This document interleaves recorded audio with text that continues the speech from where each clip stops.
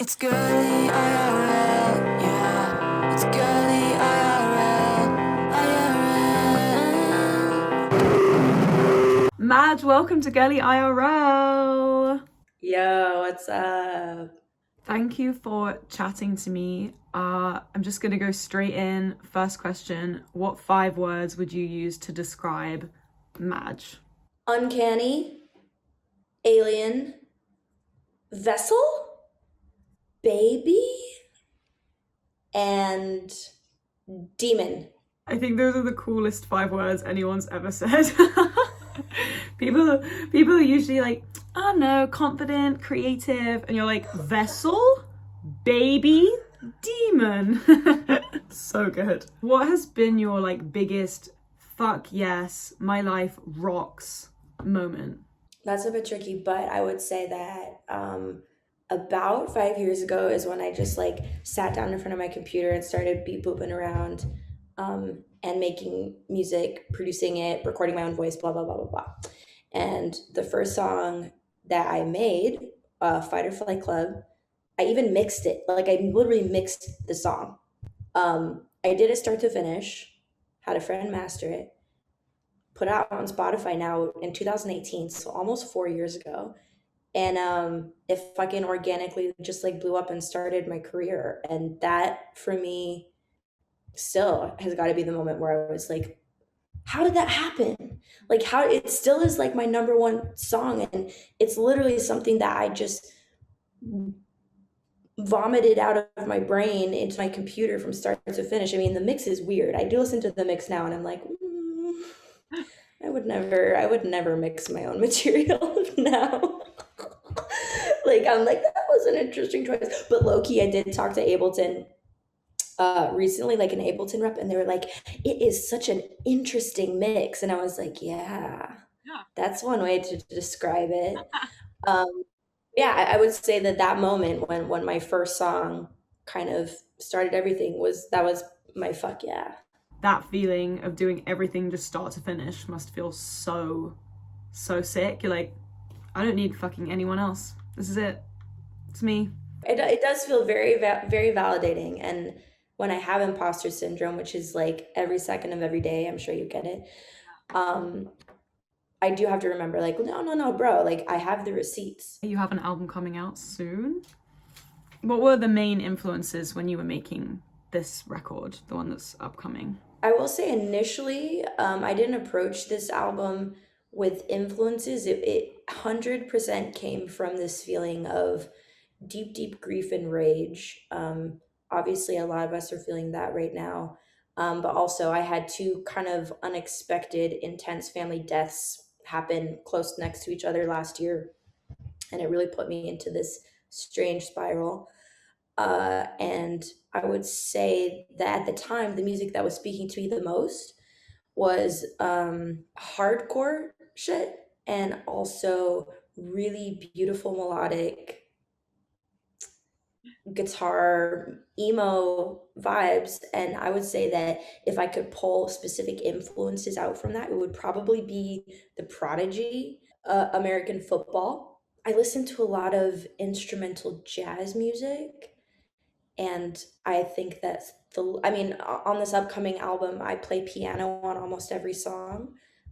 And Thelonious Monk is a huge influence on my piano style and how I perform. So What do you do when you have creative block? Do you ever get creative block? Like you just hit a wall and you're like, I don't know what to make. Like how do you get inspired if you ever feel that way? okay, two answers to that. One is that I think I unconsciously put myself into a horrible emotional situation so I know so that I find inspiration from it. And it's something that I've had to talk about in therapy, where when my life's a little bit blocked or boring, I seek out destruction in order to feel something. And I don't do it, I don't do it consciously. I realized it in hindsight. I was like, oh, I really added that chaos to my life to inspire something, but it's never a choice. I'm trying to not do that. The second way, I think the healthier way I address creative block is through instrumental music production. Um, I primarily consider myself a songwriter. That is usually what happens first in my process. I write songs, lyrics, melodies in my head. Like I hear little hooks, I write little nursery rhymes, I hear rhythm and words. I think we're similar sometimes in that, like with like a little rhythmic melodic idea. That said, that is where I tend to get blocked. So in that situation, if I sit down at the piano or at a synthesizer and start just kind of flowing around, that is usually kind of what eases the blockage, so to speak, the laxative, the creative laxative.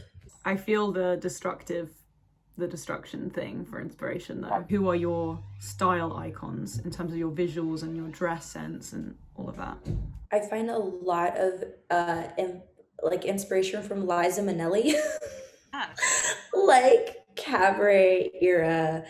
It's like super campy. Like there's a lot of like gay nostalgia, which I love, and it's also like serving looks. It is, you know what I mean? It is so over the top. It's so over the top that it's silly, which I like. It's clown. I love clown vibe. So probably Liza Minnelli. I have always loved Jean Seberg. She was kind of the original reason I cut off all my hair when I was younger, and then I grew back and cut it off, and it's been a cycle. But yeah, Jean Seberg, huge inspiration. Also, like politically, like she was just so fucking cool. I'm sure there's like a cartoon character that is like a major influence on me, just given how I am as a human. I would just have to like go through like the, oh my god, it's probably like DW from Arthur. Did you ever watch Arthur growing up? Oh my god, Arthur. Every day when you're walking down the street. I don't know that you mean as an original point of view.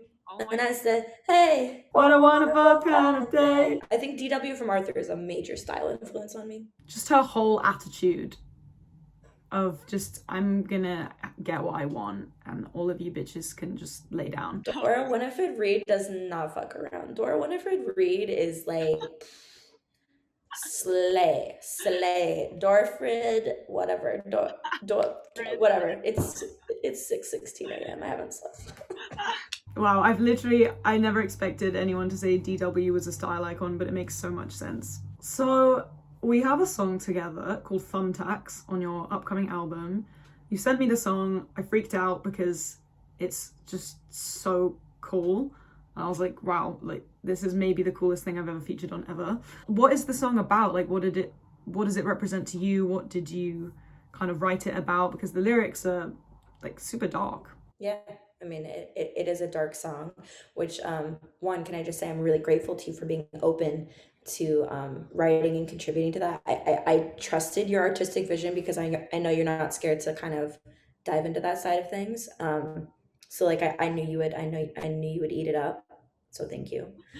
And I would say, okay, if we had to talk about what it's about, I think there's a literal angle and an abstract angle.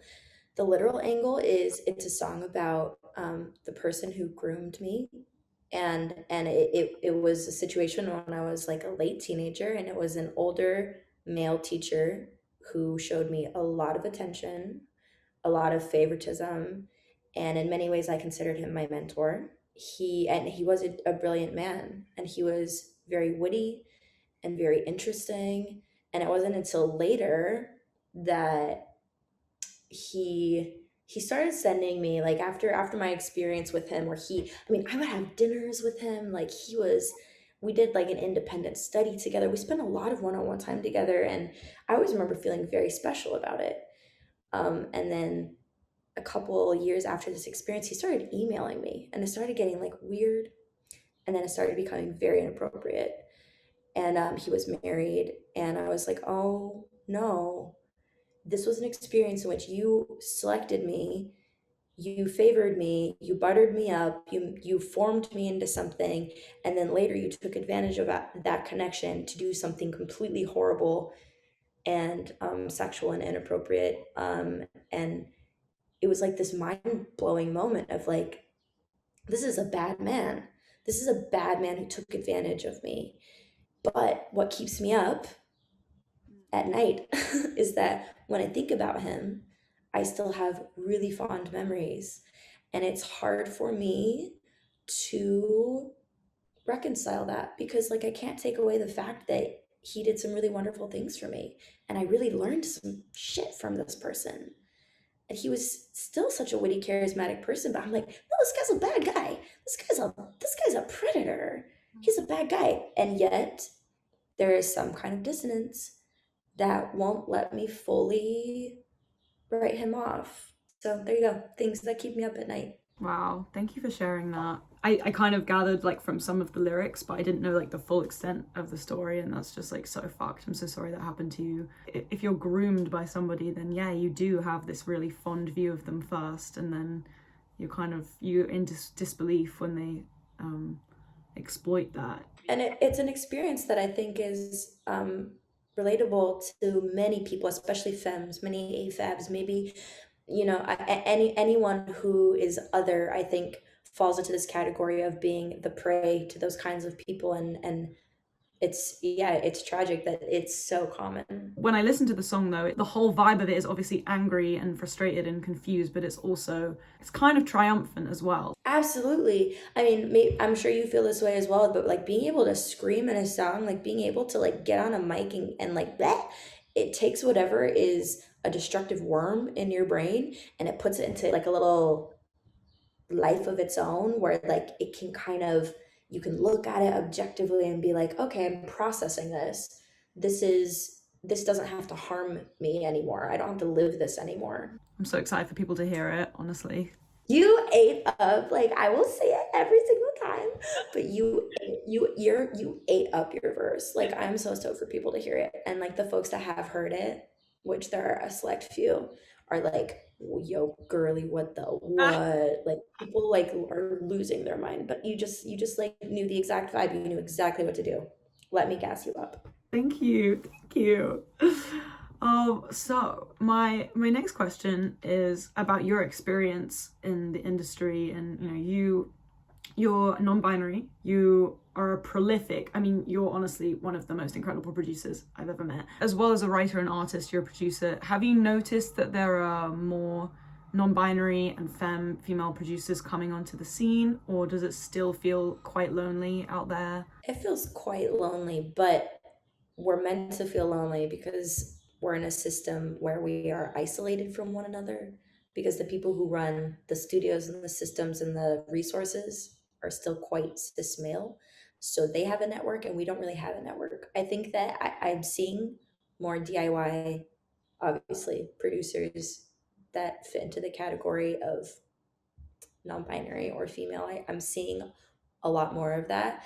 I just wish there was a way to kind of connect us a little bit more. It does feel lonely. It's still so boy world in the industry, you know. I mean, like it just is. It would be really cool if there was some kind of, I mean, I guess like social media helps us connect to each other, but it would be sick if there was like a directory or something, you know. Yeah, or like a studio system or something that like would just give us the space, like the physical space for it. And because that's what it is. It's like studios are so hierarchical and they are so cis male. They just are. And so like when I go into a studio space, I usually shut down a little bit. I'm not able to fully use my skills to their advantage. Like I do much better at my own house, you know, in my bedroom or whatever. But it would be dope to have like a studio system for marginalized producers. I think that would be dope. Oh my god, you should make one. Just saying. We should make one. We should make one. So something that really interested me when we met and then we started talking about like our backgrounds and where we were from and stuff, when you told me that you grew up as a Mormon, that was like so interesting to me considering how alternative and expressive you are today. Tell us a bit about it. I was raised Mormon. In many ways, I still consider myself Mormon just because that's what my brain is. Like, you know, when you're raised in a fundamental religion, it never fully leaves you. It's just who you are. It's like, I don't even know how to answer the question other than that it still deeply inspires me. So I guess I'm grateful for it in some ways. It is fascinating, objectively. Like I think about Mormon mythology, Mormon culture, Mormon lifestyle, and I'm like, whoa, like what is this? On the other hand, it's something that I grapple with because it harmed me, and like that sucks. It's not a safe space. It's not a happy place for people who don't fit the mold. And I always felt like an outsider, and I always felt this deep sense of shame and self-hatred around it. And that's not everyone's experience, that's my experience. But I think that I've always been naturally expressive, and that Mormonism blocked that really intensely and added a lot of hatred and feelings of otherness around it. So then when I did finally start really expressing myself, it's like it's been just like this like it just like I can't stop myself from whatever, however I need to like say something or do something or wear something. Like it cannot be stopped. So something I have to touch on, because it's impossible not to notice when you meet you, is that you have the most incredible tattoos, like all over your body. What is your, I won't get you to talk about all of them because I'm sure there are loads, but like what's your favorite one and what's the story of it? So at this point, what I'm trying to do is connect all my tattoos so they are just one. And here's like a little taste, right? Is that? Yeah. It starts on my hand.